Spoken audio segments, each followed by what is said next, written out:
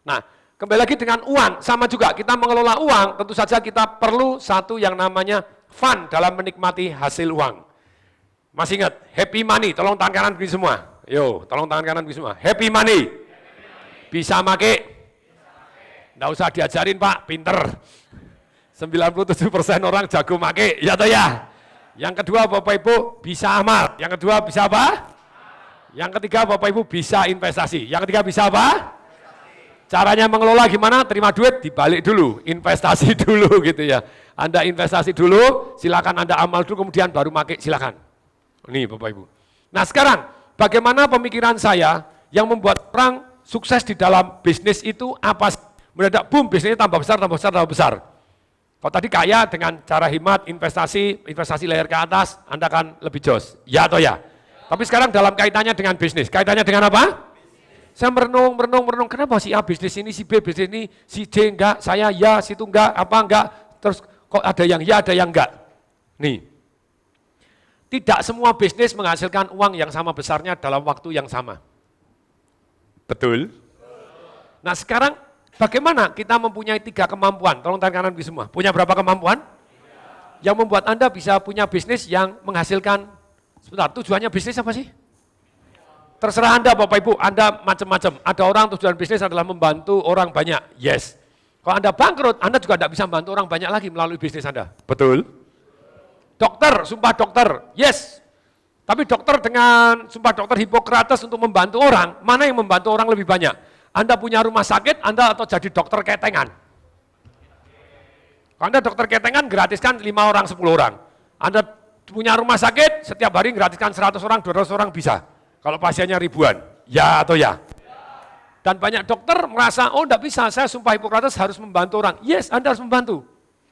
Tapi kalau membantu, Anda bukan berarti Anda tidak boleh ngecas yang mahal untuk orang yang mampu. Saya ulangi Bapak Ibu. Kalau Anda tidak mampu, Anda ngecas mahal, Anda melanggar sumpah Hipokrates. Tapi kalau orang yang mampu, boleh nggak Anda cas mahal untuk bisa membantu orang-orang yang miskin yang lainnya? Tolong jawab, halo? Boleh?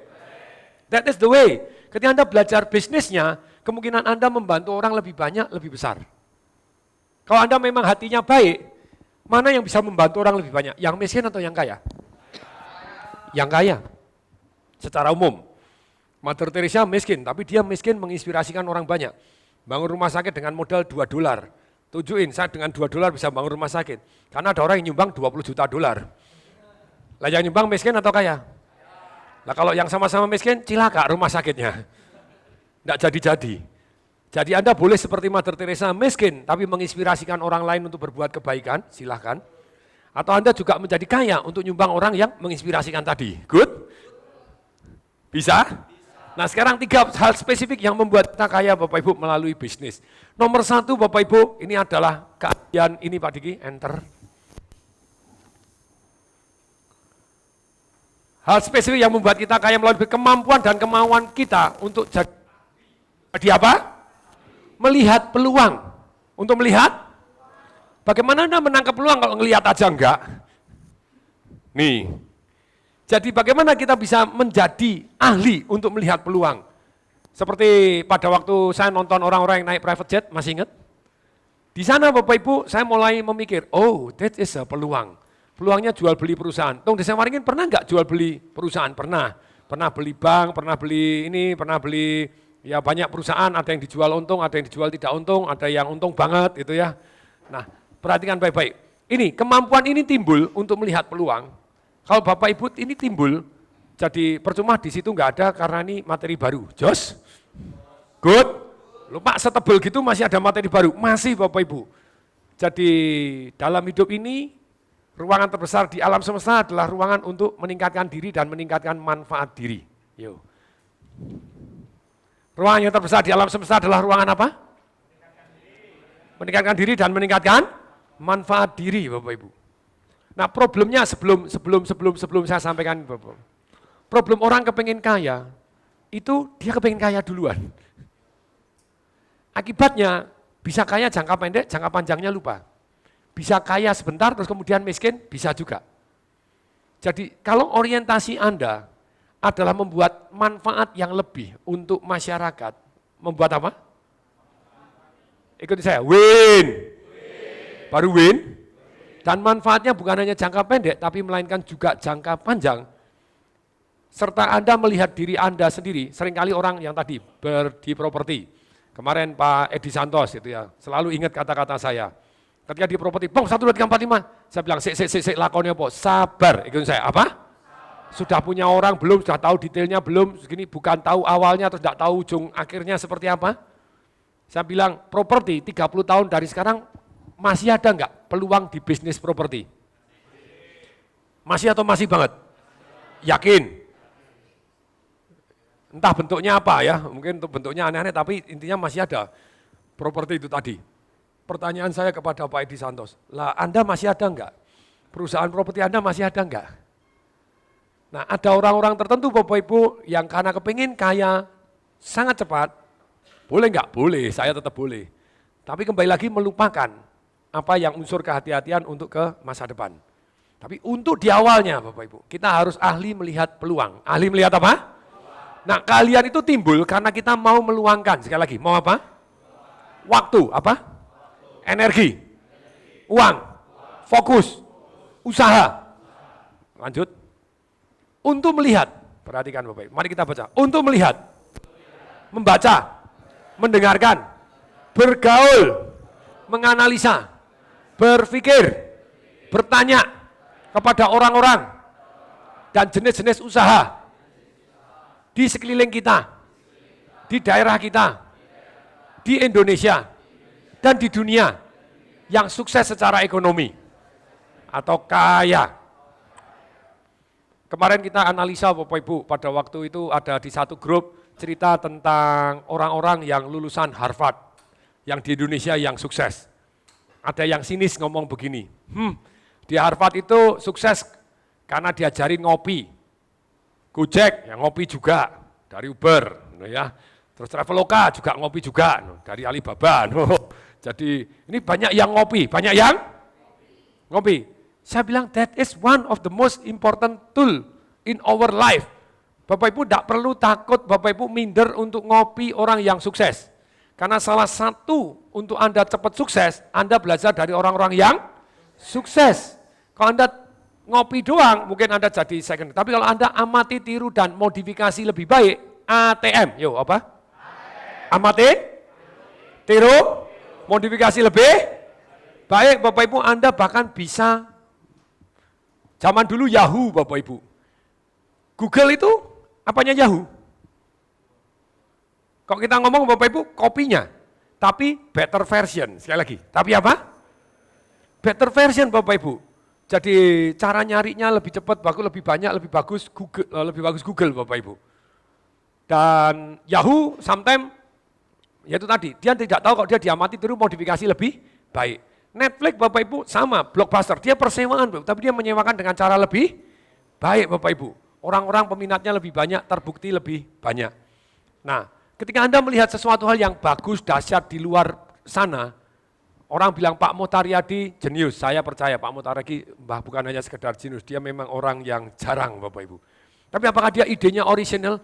No, kalau Bapak Ibu baca bukunya Bapak Ibu, dia melihat, dia mau mengamati Bapak Ibu, mau membaca, mendengar, bergaul, meluangkan uang, waktu, tenaga, pikiran untuk menganalisa Bapak Ibu. Mana yang membuat orang kaya? Ketika dia di Jember, nungguin toko mamahnya, nungguin apa? Mamah mertua, siapa? Karena pada waktu menikah Bapak Ibu, sebelum menikah pada waktu lagi lamaran, dia jahil Bapak Ibu, dia punya pemikiran dari pengamatannya dia. Kenapa di Jember tokonya mamanya kecil padahal lebarnya luas, semuanya ditutup, sininya buka kecil doang. Dia ngomong sama mama mertuanya, tante kalau misalnya ini dibuka lebih luas, mestinya bisa jadul lebih rame loh, daripada yang bukaan kecil begini. Jawabannya tante, kamu anak kemarin sore mau tahu apa? Hah? Oh mohon maaf, no. Jadi saya cuma usul pemikiran kalau bisa diterima ya boleh, enggak ya enggak apa-apa. Oke, tujuanmu di sini ngapain? Oh mau ngelamar anaknya tante. Ya sudah, kamu boleh ngelamar anaknya tante kalau kamu jaga dulu di sini 2 tahun gitu ya. Ini terserah, kamu buka lebih gede boleh, kamu majukan toko ini. Yaitu akhirnya dia jaga toko sekian tahun, kemudian dia mulai mengamati. Ternyata bukan tokonya yang kaya, distributornya yang kaya. Lebih kaya atau distributor yang masuk ke toko-toko? Dan kemudian dia mulai menyelidiki, distributor ini datangnya dari mana? Dari Jember Bapak Ibu, dia mulai melihat Bapak Ibu peluang, mengamati, mendengar, berpikir, menganalisa, ketemu orang-orang. Dia mulai pergi ke Banyuwangi dan dia mengamati, kemudian dari Malang, dari Banyuwangi, dari Jember, dia mengamati, oh banyak barang itu ngambilnya dari Surabaya. Ngambilnya dari? Dia datang ke Surabaya, nginep beberapa hari, Bapak Ibu seminggu, 2 minggu untuk lihat ngambilnya dari mana. Oh Surabaya. Loh Surabaya ngambilnya dari mana? Oh ternyata dari Jakarta, ternyata dari, ada yang dari Semarang, dari Solo. Dia datang Bapak Ibu ke kota-kota, dia merantau Bapak Ibu. Dia meluangkan waktu beberapa bulan untuk melakukan gini. Melihat, membaca, mendengar, bergaul, menganalisa, berpikir, tanya sama asalnya dari mana. Kemudian begitu dari, sampai di Jakarta, loh Jakarta itu ngambilnya dari mana? Medan. Banyak barang-barang dari Medan. Wah, dia pergi ke Medan Bapak Ibu. Begitu ke Medan, pergi ke pelabuhannya, nonton gini loh. Terus kemudian Medan datangnya dari mana? Dari Aceh. Wow, dia bayangkan, berarti Aceh pasti gede banget pelabuhannya. Dia berangkat ke Aceh. Zaman segitu Bapak Ibu, gitu ya. Bayangin, kalau Anda tahu zaman dulu Aceh sama Indonesia bagaimana gitu ya. Dia mau meluangkan waktu Bapak Ibu, pergi ke Aceh. Berani Bapak Ibu, tenaga pikiran uang ke Aceh. Begitu aja dia sampai ke satu pelabuhan kecil. Oh ini muara barang-barang dari Indonesia datang dari sini. Dia bilang, kok bisa? Kalau dia bayangin Jakarta gede, Tanjung Prioknya gede, ini lu kok kecil banget di Aceh. Kok bisa barang-barangnya? Ternyata masukin dari Singapura. Banyak barang dari Singapura. Loh, sebentar. Kenapa kok enggak dikirim langsung ke Jakarta? Karena Jakarta pada waktu itu bea cukainya ketat. Kalau di sini tanda kutip, rodok gampang gitu ya. Kemudian dia pergi Bapak Ibu, pergi ke Singapura. Karena dia sudah bergaul dengan orang-orang top, tadi tinggalnya kan di rumah-rumah orang yang top. Jadi semua itu biasanya ada persatuan gitu ya. Persatuan suku A, suku B, suku C lah. Dia tinggal di kepala sukunya di sana diterima gitu ya. Ada budaya. Kalau orang di sini seringkali melakukan ras diskriminasi berdasarkan etnis, dituduh etnis tertentu kaya, sebetulnya enggak Bapak Ibu. Sebetulnya bukan etnis tertentu yang kaya, yang perantauan yang kaya. Saya ulangi Bapak Ibu. Orang Madura di Madura ada yang kaya, tapi persentasenya jauh lebih kecil daripada Madura di Pontianak. Betul. Orang Padang di Padang banyak yang kaya juga, tapi tidak sebanyak orang Padang yang berani merantau. Orang Batak di Medan, ada juga yang kaya, tapi persentasenya misalnya di Medan ada 2 juta orang Batak, yang kaya misalnya berapa ratus, nah tapi ada berapa ribu orang merantau, yang kaya juga berapa ratus. Sekali lagi perhatikan Bapak Ibu, karena orang yang merantau, itu fighting spiritnya lebih besar. Orang Padang di Padang, ada beberapa teman berkeluh, saya marahin Pak, besok enggak masuk. Pekanbaru sama gitu ya. Dimarahin Pak, besok enggak masuk. Kenapa? Masih ada orang tua, makan bisa. Tapi kalau dia sudah merantau di Jakarta, mutar, mati hidup, dia harus jalan. Mau ngomong mamanya lagi malu gitu. Kemana? Jadi sekali lagi bukan etnis tertentu Bapak Ibu, tapi perantauan. Sekali lagi, tapi apa? Perantauan secara uang, dia lebih perhatian atau lebih perhatian banget? Oh hati-hati, survival, enggak sembarang boros-boros. Ya atau ya? Ya atau ya? Nah ketika dia merantau Bapak Ibu, dan biasanya merantau itu ada, zaman dulu Bapak Ibu, hari ini sudah mulai enggak begitu seperti dulu. Orang dulu Bapak Ibu, orang Madura juga punya persatuan orang Madura. Kalau ada orang Madura datang, dia akan bantu. Orang Vietnam Bapak Ibu di San Francisco, dia punya persatuan orang Vietnam yang membantu orang-orang Vietnam yang kapal Bapak Ibu datang ke sana supaya dia lebih sejahtera Bapak Ibu. Zaman-zaman dulu orang perantauan, dia membentuk satu persatuan supaya bisa selamat. Nah itu Bapak Ibu. Nah kemudian karena sudah kenal, berani keliling Bapak Ibu, Pak Muhtar muda meninggalkan family, padahal baru jadi pengantin 2 tahun. Masih hot, masih apa? Tetap ditinggal Bapak Ibu. Sampai di Aceh dia memutuskan pergi ke Singapura. Pergi ke apa? Dia baru tahu, oh banyak sekali barang di sana. Kenapa tidak? Dia bawa dari Singapura masuk ke Indonesia, bawa ke Jakarta. Tapi dia enggak punya duit. Enggak punya apa? Duit. Tapi dia kenal sama orang-orang tokoh yang hebat. Nah dia bilang, minta dikenalkan tokoh yang hebat. Tokoh hebat ini melihat Pak Motariadi, oh ya dia tahu anaknya si A, si B. Mertuanya juga buka toko, istilahnya bukan orang tidak ketahuan. Asal-usulnya tapi jelas gitu ya, sudah menikah, sudah gini, orang tuanya tahu. Kepala suku ini memberikan satu garansi, oh enggak apa-apa saya kenal orang tuanya, saya kenal gini, enggak apa-apa, pinjem utang. Utang, masukkan 2 kali barang, hanya 2 kali. Hanya berapa kali? Pada waktu tahun berapa itu Bapak Ibu? 50-an ya, 50, 60, 50-an Bapak Ibu. Hari ini Pak Mutar umur 89. Mei tahun 12, tanggal 12 bulan tahun berikut 89 Bapak Ibu. Sekarang 88 setengah Bapak Ibu, still sehat, masih semangat, masih ada ambisi. Masih ngantor. Saya malu juga gitu ya, nonton, masih keren gitu ya. Oke, nah yang terjadi dia masukkan Bapak Ibu untung $70.000. 2 kali masukkan, kayaknya cepat atau lebih cepat lagi? Dibanding dia jaga toko tekluk-tekluk, lama? Nah dia punya $70, memang ada beberapa cerita dia yang katanya sisi kelamnya tidak diceritakan di bukunya.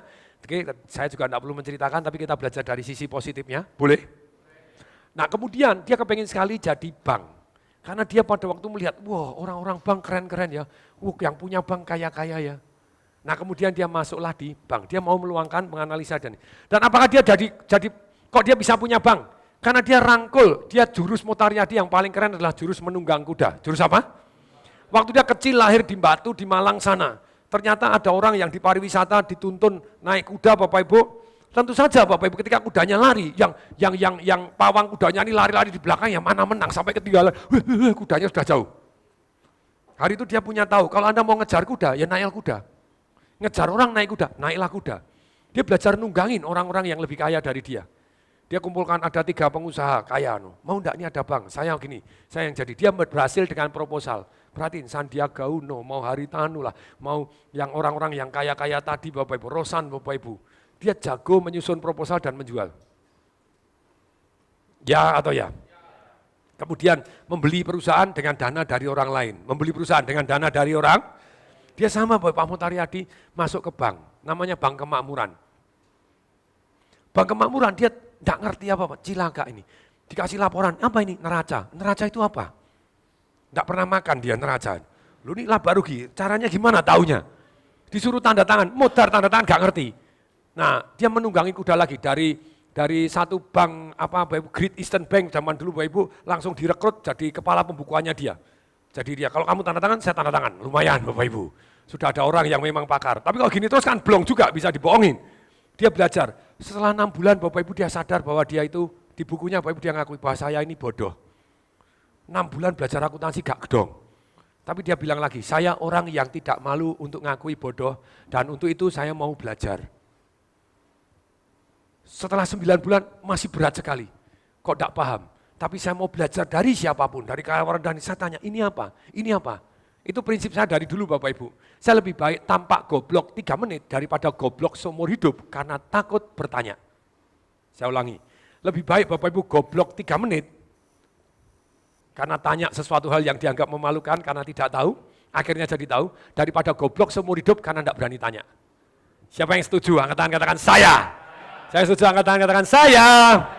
Nih, saya pribadi terus mempunyai prinsip seperti itu, jadi ketika saya tanya seringkali dia saya tidak tahu apa itu, kemudian boleh dijelaskan. Jadi saya tetap manusia biasa walaupun banyak dalam hidup saya yang tidak tahu, tapi tetap banyak hal dalam hidup saya excellent. Ya atau ya? Kok bisa? Tanya. Karena mau belajar. Karena mau tidak tahu tanya, tidak mau tanya, belajar terus, menganalisa terus Bapak Ibu. Nah inilah Bapak Ibu. Kalau kita terus mau melihat, membaca, mendengarkan, bergaul dengan orang-orang yang jauh lebih kaya. Masih ingat kemarin Bapak Ibu yang ban, vulkanisir, akhirnya jadi lebih besar, akhirnya dia masuk ke properti juga, nah akhirnya ujung-ujungnya properti. Kemudian, Howard School, kemarin belum saya selesaikan ceritanya Bapak Ibu. Starbucks, apa? Bagaimana dia akhirnya Bapak Ibu karena beda frekuensi, kemudian orangnya minta akhirnya dia pada waktu itu dia masuk Bapak Ibu. Jadi sudah jadi 4, jadi berapa? Karena orangnya tidak mau Bapak Ibu untuk mengembangkan lebih lanjut, kemudian dia bilang pamit dan dia tetap orang yang punya, kalau bahasa Mandarinnya itu liang sim. Liang sim itu apa? Ada yang bisa bahasa Mandarin? Ayo yang bisa bahasa Mandarin? Tidak ada, ini dunia kan berubah juga loh, ini harus bisa bahasa Mandarin. Oh lama-lama tidak apa-apa, Anda ngomong pakai alat ini Google apa itu? Bukan Google Translate, even more sekarang. Jadi pakai telinga begini, jadi Anda tinggal bawa 2. Anda taruhkan satu Anda sendiri, Anda ngomong bahasa Indonesia, mereka dengerin dalam bahasa Mandarin. Mereka ngomong Mandarin, Anda dengerinnya Indonesia. Jos? Jadi besok pelajaran bahasa Mandarin hilang juga itu ya. Dunia jadi satu. Loh, kalau menurut saya lama-lama bisa jadi, kalau gini kuping tinggal digabung sama kacamata toh. Kacamata sudah berapa belas language, jadi Anda dirasain pakai bahasa Rusia, ceklek Rusia, langsung Just and there already, sudah jual, enggak sampai 2 juta. Jadi enggak usah les bahasa Mandarin, bagaimana nih? Ya oke, tapi liangsim itu adalah istilahnya balas budi, betul ya, kalau salah tolong diralat Bapak Ibu, karena Inggris saya apalagi Mandarinnya lebih parah lagi gitu ya. Nah, tadi Bapak Ibu, akhirnya si Huat School ini, dia ketika sudah jadi 4, kemudian dia bilang, saya mau buat baru, karena kamu enggak mau lanjutin, saya mau buat baru. Nah kemudian, tapi saya copy ngambil dari kamu semua. Jadi dia masih ada balas budinya, enggak mau ninggalkan ini Bapak Ibu.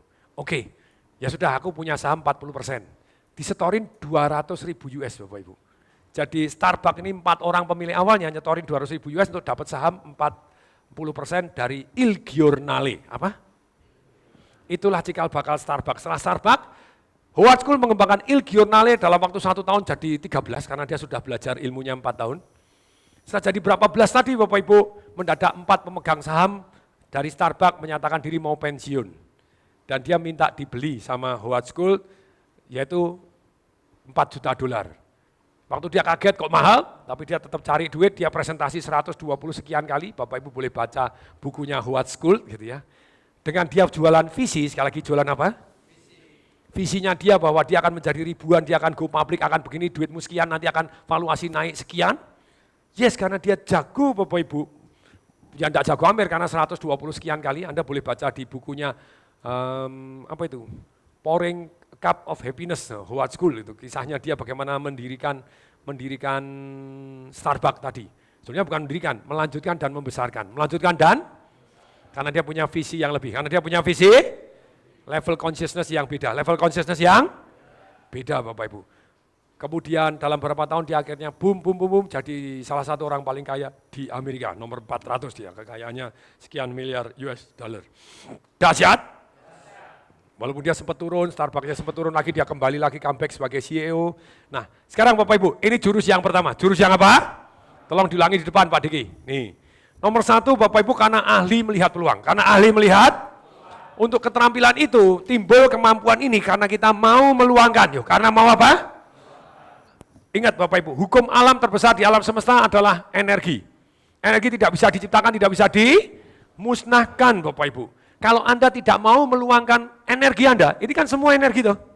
Waktu juga energi Bapak Ibu, ini energi. Uang Bapak Ibu energi juga, fokus perhatian kita, pikiran kita juga energi Bapak Ibu. Usaha Bapak Ibu, tenaga kita Bapak Ibu juga energi. Juga apa? Kalau Anda mau meluangkan waktu untuk melihat kanan dan kiri, bisnis apa ya? Kalau Anda bilang, tidak ada peluang bisnis, omong kosong, tai kebu. Sekali lagi Bapak Ibu. Kemarin saya pada waktu talk show, ada banyak tanya yang pesimis. Yang buktinya sekarang saya cari duit susah. Oh, jangankan Anda, banyak teman-teman Anda yang cari duit susah, ya tuh ya. Tapi saya bilang juga, banyak yang cari duit mudah, betul? Murid-murid saya Bapak Ibu, kemarin Gusti itu jualan korset, saya sudah cerita. Jualan apa? Omsetnya 2 juta dolar sebulan.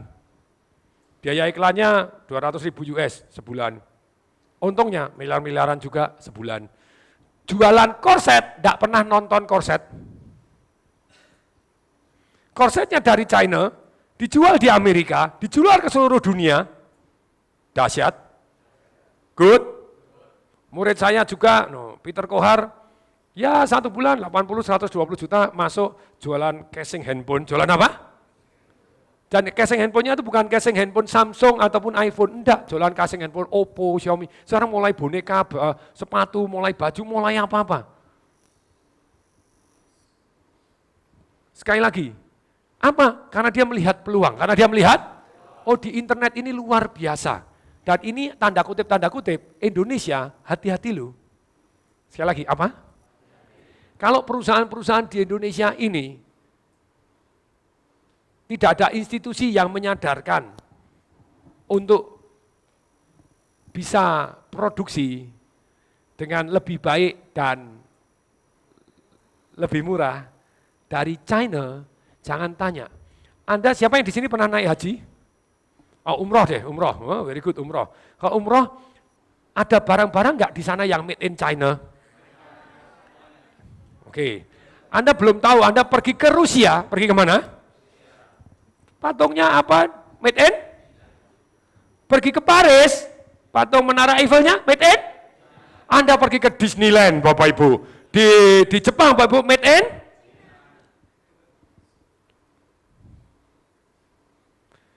Kalau di Indonesia, Bapak Ibu, buruhnya sibuk dimotorin orang-orang yang punya kepentingan pribadi, mendapatkan uang dengan cara menggalang buruh, ada enggak? Jadi buruh kan suruh urunan toh? Masih ingat kata-katanya Ahok? Hari ini Ahok dikangenin. Ada yang Pak Eko Kuntadi mengeluarkan artikel, aduh saya kangen kata-kata yang dicoret di anggaran pendapatan belanja daerah tuh, RAPBD itu. Atau pemahaman nenek lu, saya kangen katanya gitu. Karena sekarang budgetnya banyak yang tidak masuk akal gitu ya. Budget untuk ini naik jadi 7 miliar jadi 28 miliar, ini dari 28 jadi 326 miliar, dia bukain semua. Untuk apa? Dia bilang AC sudah jelas-jelas harganya paling bagus dengan spek yang sama di toko online cuma 4 juta, itu dibudgetin 7 juta. Aduh Ahok, aku kangen kata-kata nenek lu lagi aja. Sekarang udah mulai beredar Pak Ibu dari Pak Eko Kuntadi yang mengamati rencana anggaran pendapatan daerah. Jadi kita kangen juga, jadi kalau yang demo-demo begini. Jadi, tapi sekarang buruh sudah pro Ahok lagi katanya bilang. Oh Ahok lebih gentle daripada Anies Baswedan katanya gitu ya. Karena Ahok menaikkan gaji lebih tinggi waktu itu. Anies janji enggak ditepati. Besok periode ini mau di demo lagi, mau diginiin. Enggak ngerti Pak Ibu. Tapi terjadi demo. Bilang kok bisa? Lah nggak tahu Bapak Ibu, tanda kutip ya, pemimpinnya diapain, yang jelas nggak demo, ya tuh ya. Diapain kalau nggak demo? Dugaan Anda apa? Nah, ya, kan demo kan seolah-olah memperjuangkan buruh, ya tuh ya. Lah kalau sudah terperjuangkan, nasibnya dia sendiri sudah sejahtera, kan nggak berjuang lagi, ya tuh ya. Mungkin dia disejahterakan, mungkin tanda kutip Bapak Ibu. Oke, tapi kita lanjutkan dulu, lanjut. Oke Bapak Ibu, siapa yang mau meluangkan waktu, energi, uang, fokus, usaha untuk melihat peluang? Siapa yang mau angkat tangan? Katakan saya. Sekarang PR, sekali lagi, apa? Satu hari Anda harus menulis Bapak Ibu 3 peluang bisnis. Yo, satu hari berapa? Berarti Bapak Ibu dalam 10 hari Anda sudah punya 30 peluang bisnis.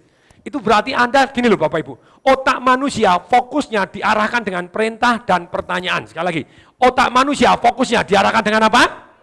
Perintah dan pertanyaan Bapak Ibu. Ketika saya perintahkan untuk menulis 3 peluang bisnis dalam 1 hari, tentu saja otak Anda akan cari apa yang kira-kira bisa jadi peluang. Betul? Anda gampang banget Bapak Ibu, jutaan peluang. Sekali lagi, jutaan apa? Jutaan peluang Bapak Ibu. Anda melihat orang lain, kalau caranya gimana? Lihat orang-orang yang kaya, lihat orang-orang yang usaha apa sih? Usaha apa sih? Ekspor kurma, boleh juga misalnya. Kosmetik Natasha misalnya. Silakan, apa misalnya? Apalagi? Kemudian Anda mulai mengamati tadi, katanya Pak Tung tadi, ekspor BH, apa? Bukan BH, korset lain ya sama BH. Beda ya, kalau korset di bawah BH ya. Kok tahu pernah buka? Ya, kok tahu sembarangan, saya punya istri juga. Saya pernah minta dibantu, tolong dipasangin. Waduh, saya kasihan gitu sampai korset. Waduh, kesadih bener. Perempuan ini kepengen tampak cantik. Waduh, penuh penderitaan. Pakai hak tinggi, pakai begini jalan.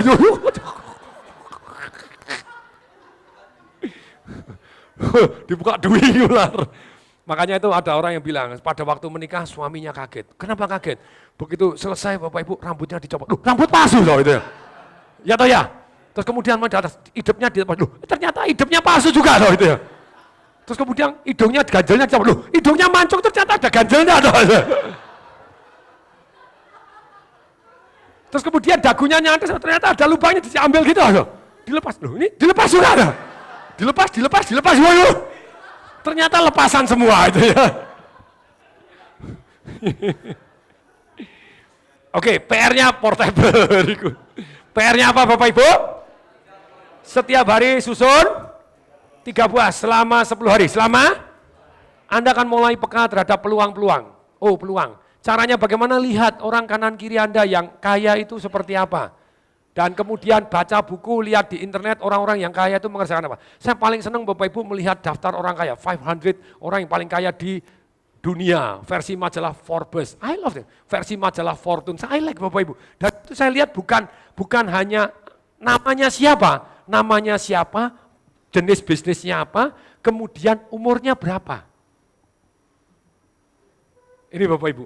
Why umur? Sometimes kita ngiri Bapak Ibu, seperti Jack Ma yang cerita, saya lagi demam Jack Ma Bapak Ibu karena rotok gendeng dan menurut saya he is a very good speaker and very good businessman gitu ya.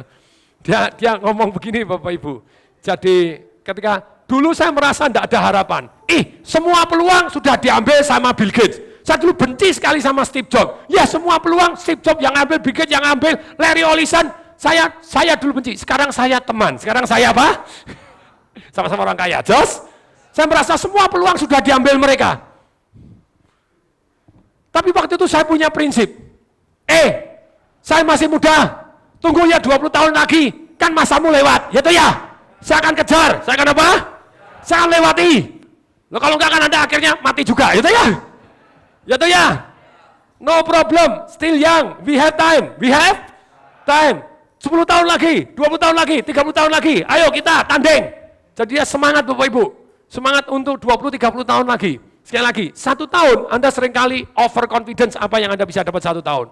Tapi biasanya manusia, always, hampir selalu Bapak Ibu underestimate apa yang dia bisa capai dalam 10, 20 tahun, bahkan 30 tahun ke depan. Betul?